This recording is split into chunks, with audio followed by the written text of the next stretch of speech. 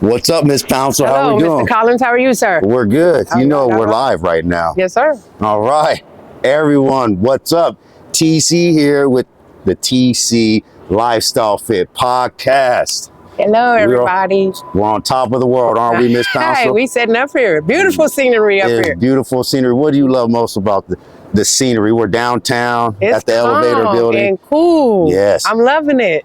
Loving it. Yes. You know what I'm loving most, Miss Pouncil, is your positive energy. I'm so grateful to have you here on our show today. It's definitely a pleasure to be here today. Yes. Thank you for having me. Yes. Miss Pouncil Juju is a pillar in the community, an educator in the OPS system, right? Yes, sir. For how many years? 22 years. 22 years of dedicating her time and energy to helping young people have a successful perspective or outlook on life. Yes. Can you talk about that? And I remember before we even got on the podcast, you were telling me that wasn't even in the plan. That was not in my plan. Education was far from my sight. Okay. My initial goal was to be a physical therapist.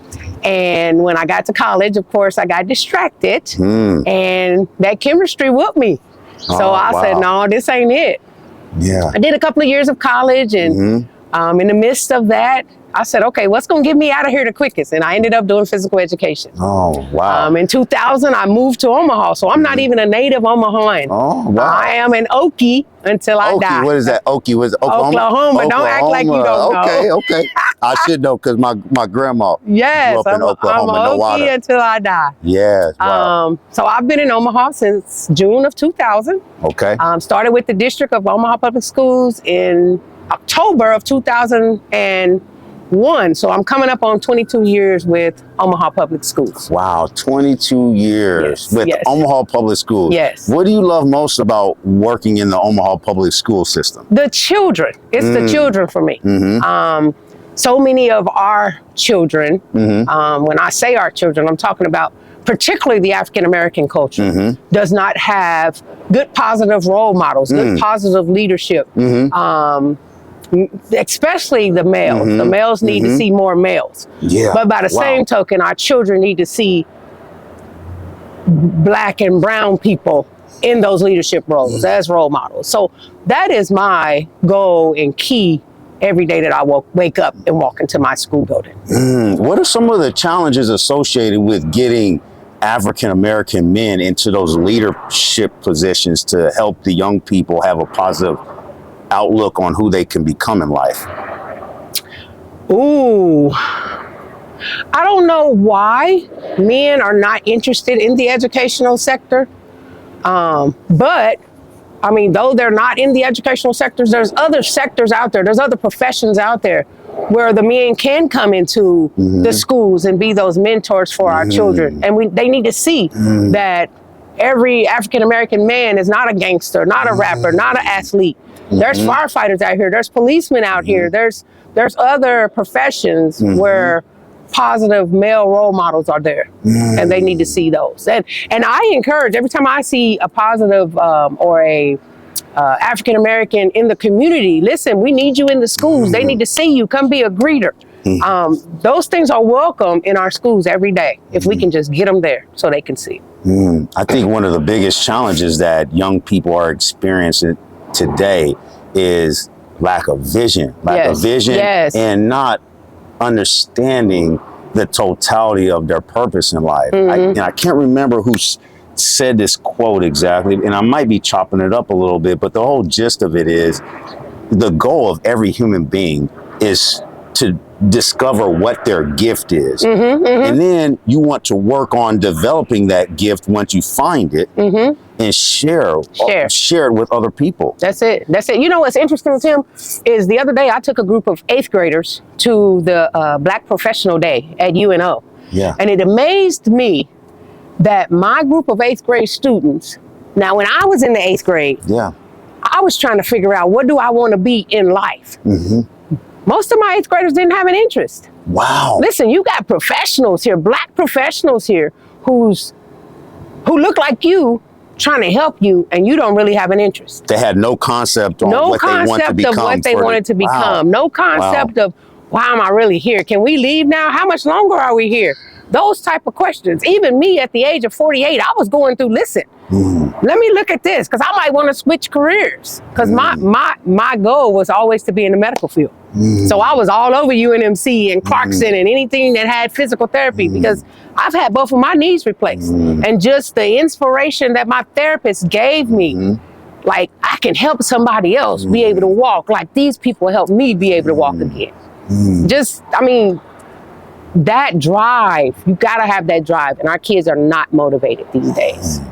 They're only motivated by technology, their phones. They're motivated by their phones and technology, which I think can be a great resource. It could be, if we're using it right. If you're using it correctly, it can help you become more productive in your work.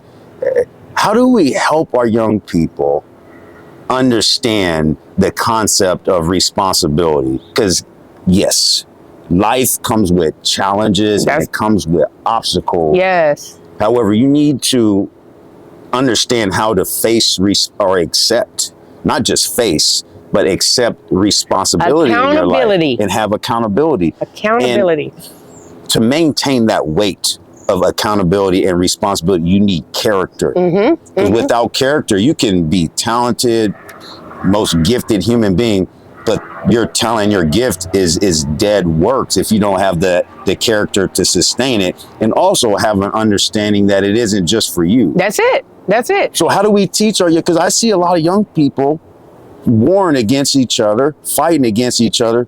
You have newer shoes than me. I have something that you don't. How do we overcome that It starts mindset? at home. It starts at home. I'm a firm believer that it starts at home. Accountability is everything. We just went through parent-teacher conferences, and I had a parent yell at me because their child struggles with reading and spelling. Wow. Well, in the 6th grade, that didn't just start with me. That started. So let's hold our kids accountable for, or even as parents, let's hold ourselves accountable. Where did I drop the ball at on my child as to why my child is not doing X, Y, and Z?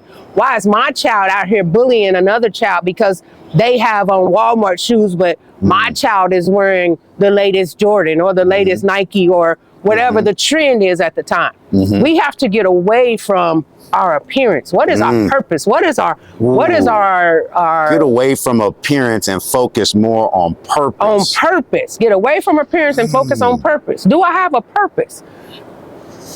I look at my students all the time. What is your purpose? What do you want to do? And don't tell me that you want to be the next NBA star, the next NFL, because it's not likely. It could happen, but it's not likely. What do you want to do? What is your purpose in life? Wow. Can you elaborate on more projects that you're working on right now to serve the community and help develop some of these concepts that we're talking about for helping our young people find success in life? So one of the things that I try to do, and of course my daughter always fusses at me because I do a lot of things for free, okay? My baby has always been math. And when I see students struggling in math, I reach out to them because it's a struggle. And a lot of times you'll hear parents say, man, this new math, I can't do it. Listen, Tim, the other day, or a couple of weeks ago, I took a student from my school that I work at, and I called that parent and I told that parent, listen, I'll be at your house at 6 o'clock to pick up your child. I picked up that child and we spent an hour and a half tutoring for free. Now, Tim, mind you, I have 2 master's degrees. I should be charging at least $70 to $80 an hour for my services. Or even $1 million. Because you're so amazing. You have a wealth of knowledge, and it's a blessing. Just people, young people, being in your presence. Man, listen, and it's not about the money. For them. Yeah. It's about the student feeling successful. Yes. That student, when I had that student at marking period, meaning grading period, she had an F in math. When she got her report card, it was an A. Tim, that's my purpose. My purpose is to see the young folks be successful. And if I could do anything to help a child feel successful, that's what I will do. I don't know if I shared with you earlier, but for 10 years, my husband and I, before he passed, we did 10 years of foster care. Wow. In the midst of the foster care, we have adopted 3 children. Well, really, okay, he and I adopted 3 children from the foster care system. And I jokingly say, Lord, what am I doing? I'm supposed to be an empty nester. My baby's 23, you know? But the Lord said, no, these children needed someone to care for them. Well, when my husband passed, he had a daughter, my stepdaughter. And when he passed, she said, Mom, would you adopt me now? So Tim, I now have 4 children. Wow. Through adoption. Because my purpose is, for some reason, God got me out here as a giver. As a giver. Give, and that's what I've been doing. I believe wholeheartedly if you give a little, you get a lot back. That's it. Not in our time. You give much, you receive an abundance. You get an abundance. It might not come when we want it. No. But it's going to come. Yeah, it's like planting that seed in the ground. That's it. You plant a seed. That's it. A mango seed in the ground, you won't see the plant right away. It'll take months or however long it takes for that seed to germinate, but there is a process that's associated with being successful. And how do you help kids understand that they have a territory, they have a domain that the good Lord has given them, like a fish, right? A fish has their domain. And they're going to swim and be successful because that's their domain. You can't put a squirrel in water because it probably will drown. That's not their domain. That's it. And a lot of kids are having a hard time understanding that they have skills. They have a skill. Somebody has to help them develop those skills. So you got to make sure that you are feeding that positive, what's the word I'm looking for? You have to pour into them. You know, you have to water.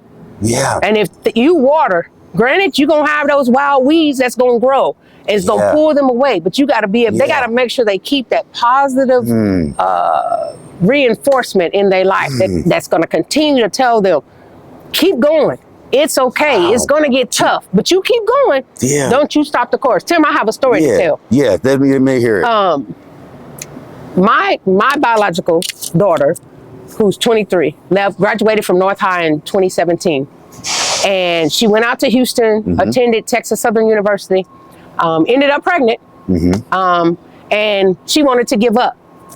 And she came back home in 2019, had her baby in 2020, and then she wanted to go back home to her child's father. Well, in the midst of that, Tim, she ended up going through some domestic violence. Again, she wanted to give up. Wow. And, you know, at the young age of 21, 22, you don't really, you really haven't experienced things, so you don't know how to keep going. But as her mother, I had to make sure that I was still there to encourage and keep her positive. And you know, she ended up not going to school for a couple of semesters. Tim, she got back in school. No, I'm lying. I'm not telling the truth. She graduated with her associates from Houston Community College. Yeah, okay. And she said, Mom, you've always pushed education. You've always pushed education. I said, Jalea, I did. She will graduate December the 9th with her bachelor's degree in juvenile justice. Wow. Because of that positive influence that kept and stick to itiveness and knowing that God was with her. I had to continue to push. Listen, it's God that's keeping you. Don't let none of this other stuff. Yes, trials and tribulations are going to come. But they're only coming to make you stronger. Watch your story that you have to tell. You're going to have a story to tell. There's some other 21, 22, 23-year-old that went through the same domestic violence you went through. You got a story to tell. How you got over. How did you get over? Somebody didn't make it through that domestic violence. Wow, there's healing in your message. There's healing. And just going through the process of something difficult, something challenging, how it shapes your mindset. That's it. And prepares you for what God has already the territory that God has already laid and prepared for you. The only way you can get there is allowing those steps you go through to shape and wield you and make you stronger. That's it. And I don't remember what verse or scripture it is in the Bible. I keep it short. There was a gardener, right? There are weeds in the garden, and the man was asking, should we he was asking the farmer, should we take the weeds out right now? He said, no, don't take the weeds out right now. Because if you pull the weeds out right now, it will ruin all the vegetation. Yeah. So they waited for everything to grow. The weeds grew with the vegetation, and then when they started, that's them trials and tribulations. They try to choke us out. Wow. But because of our foundation and our faith.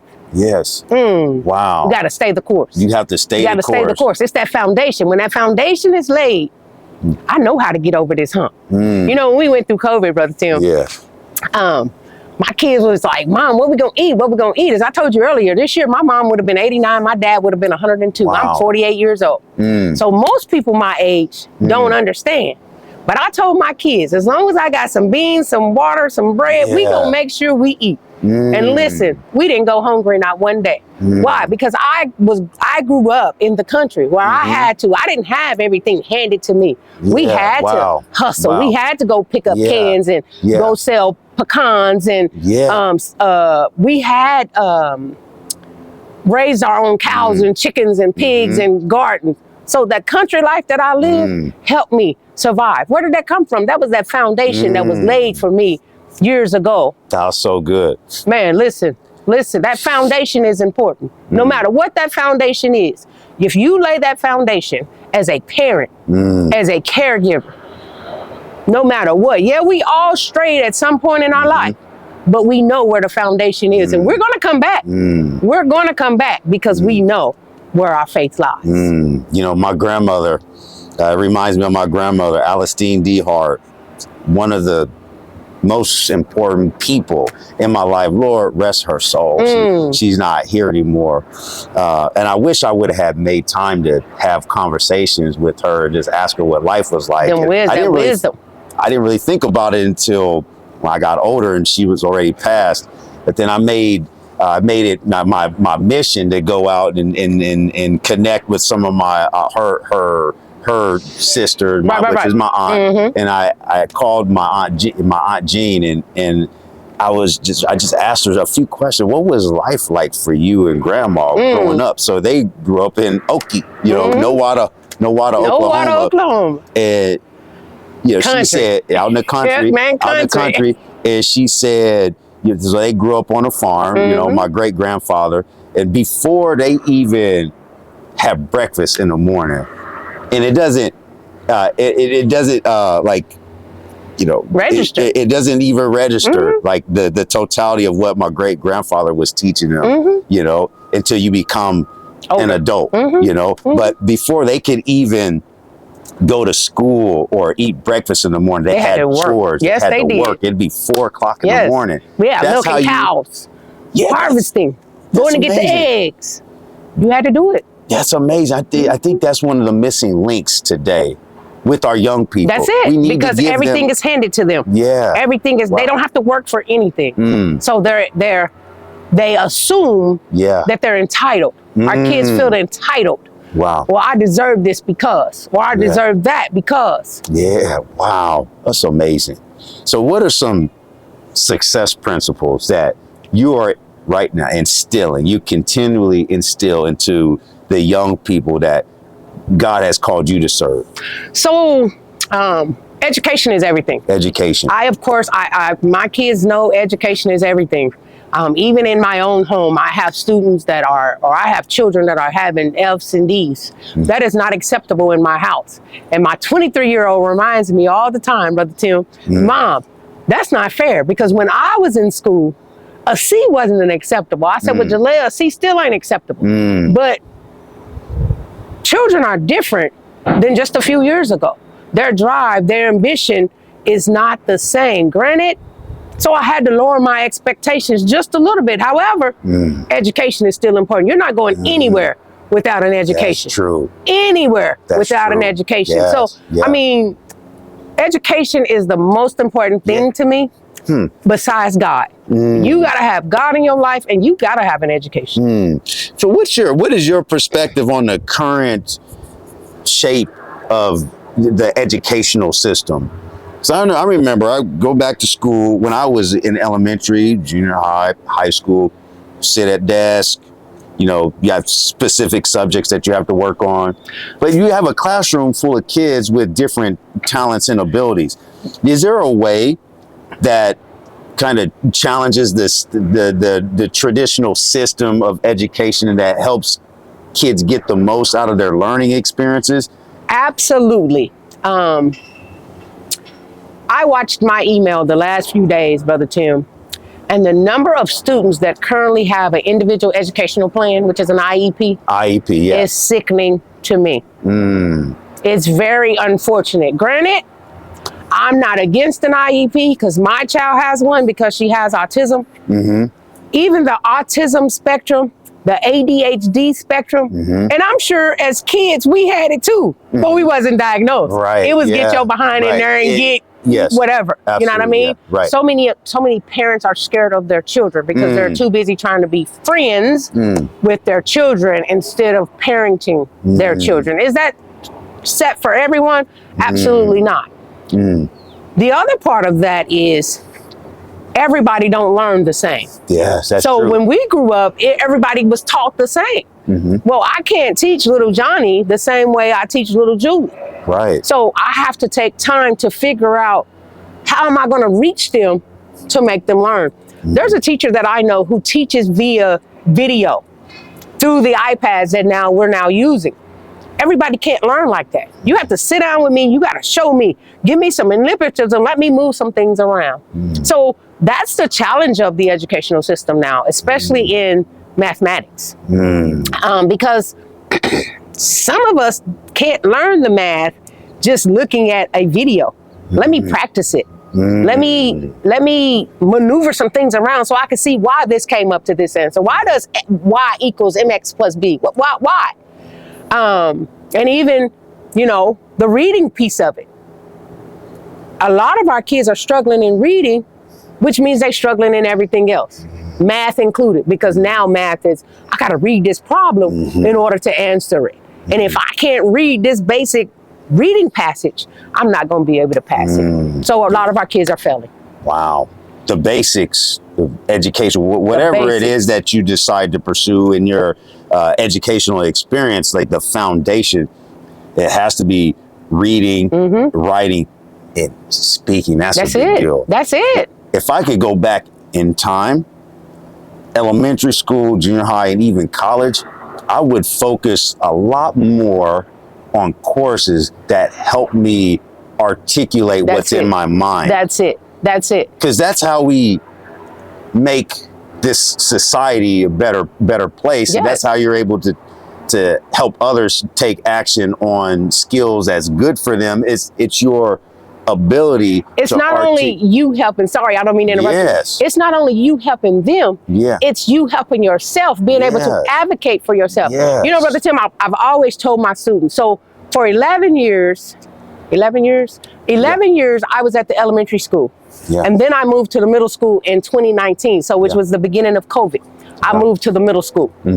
But Tim, I used to always tell my children, listen, because I've always had students in my classroom who needed the extra support, who needed the resource service. Where I grew up at, in a little town called Boynton, Oklahoma, didn't have but about 500 people population. I wasn't able to get, in fact, let me back up. My dad had a 3rd grade education because he had to drop out of school to take care of his younger siblings. My mom only had a high school education. So my parents always told their children, you get all you can and can all you can get. So that was my foundation. Get all you can and can all you can get. That's so good. That's powerful. That is. And I tell my students all the time, I didn't have anybody to advocate for me because my parents couldn't. We didn't have what's called now special education in the country. It was you get in where you get in, you do what you need to do. Tim, when I graduated in 1993, ooh, that sounds old. No, when it's not old. When I graduated in 1993 from Enid High School. That was the best decade. Man, them was the best years, 80s man. and Listen, 90s, listen. Yeah. But when I graduated from Enid High School in 1993, Brother Tim, I graduated in the top 10% of my class with a 3.87. But Brother Tim, let me tell you, I tell my students, I'm an example to y'all. I couldn't read. I still struggle with reading. I was that resource kid, but I didn't get pulled out of class because we didn't have that. I had to struggle to make my way through. Today, to this day, Brother Tim, I still can't give you a full paragraph. I give you what I want to say, but I have to have some help to fill in the jargon because that's not my, that's where I struggle. When I read, still to this day, I have to read a passage 2 or 3 times to make sure I comprehend it. Do I feel embarrassed about that? Absolutely not. Oh, wow. You do what you need to do to be successful, and that's what I have done. Be comfortable in your own skin. Be comfortable in your own skin. I'm not ashamed to tell folks. Right? Everybody has challenges. We all have strengths, and then we also have areas of opportunity in our life for us to grow and get better. That's it. And the reason why maybe you have that particular obstacle in your life is because God is waiting to send someone specifically into your life to help you improve that aspect of your personal development. That's it. That's it. Well, but even in the midst of my writing, when I have to write, when I send it over to my editor, when she sends it back to me, I look at it, I compare mine to hers. Okay, this makes sense. This makes sense. Because that's not my area. But you give me some y equals mx plus b and some a squared plus b squared equals c squared, man, I'm going to knock it out the park. Wow. Listen. You need to help me. Or even help my wife. She's taking some radiology classes. Listen. She has to take a lot of the algebra and some of those mathematical equations, which is challenging. Having someone with a high IQ in that particular area is always helpful. But Miss Pouncil, this has been, this conversation has been a blast. Thank you. I would love to have a continuation of some of the concepts that we touched base on today. But before we conclude this amazing podcast, thank you for being here. Thank you for having me. You're just as bright as that pink shirt. Like, your spirit is so welcoming. Thank you. And what you're doing for people in this community, it is so significant. Thank you. And if everyone in the world woke up with that type of energy, what type of differences would be made? Where would we be at as a human race, you know, if everyone just focused on being a blessing to be a blessing to one person today? It. Can you be a blessing to one person? One. Reach one. Might not reach everybody. Yeah. But reach one. Reach one. And then the next day, go reach another person. Reach another one. Reach another one. Amazing. Before we conclude, one more wise word of wisdom would you like to share? Is there a message? What's your number one message to our viewers today on how to be a high achiever? No matter what you're going through, know that you're going through it for a reason. You might not understand it right now, but stay the course. And remember, God will never put more on you than you can bear. Never. And I'm a living witness. High five that. Thank you, sir.